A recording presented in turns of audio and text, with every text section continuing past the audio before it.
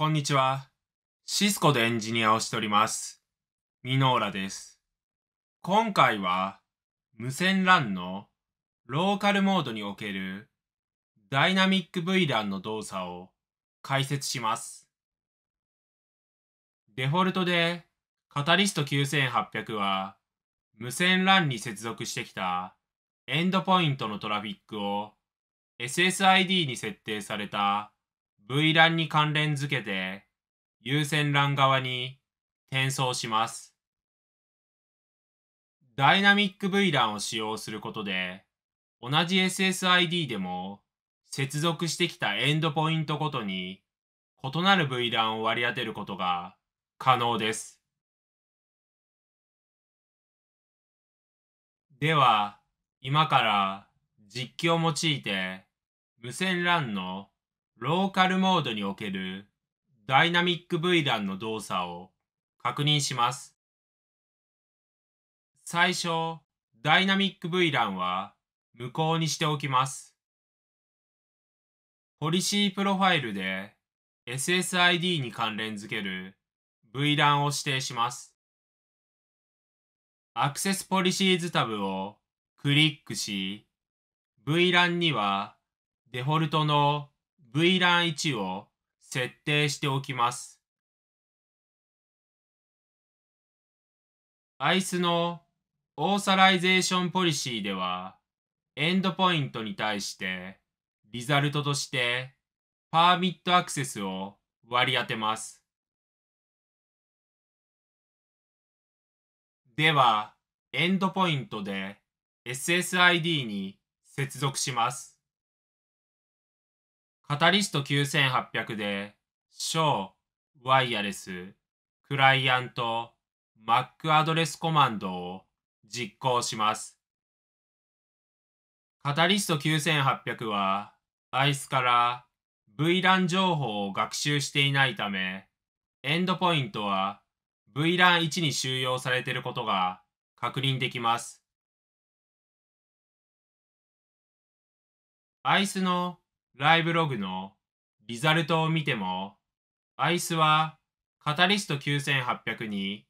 VLAN を割り当てていないことが確認できます。ICE がカタリスト9800に送信したラディウスのアクセスアクセプトにも VLAN 情報が存在していないことが確認できます。この結果、エンドポイントは VLAN1 に収容されているため、VLAN10 に存在する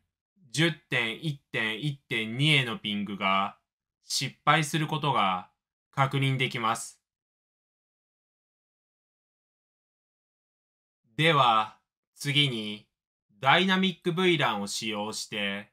ICE からカタリスト9800に対して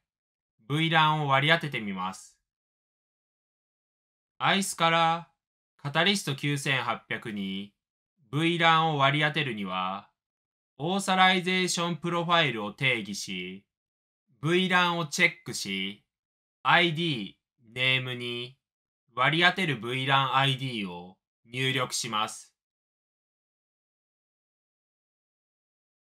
そして、オーサライゼーションポリシーのルールのリザルトに、先ほど定義したオーサライゼーションプロファイルを指定します。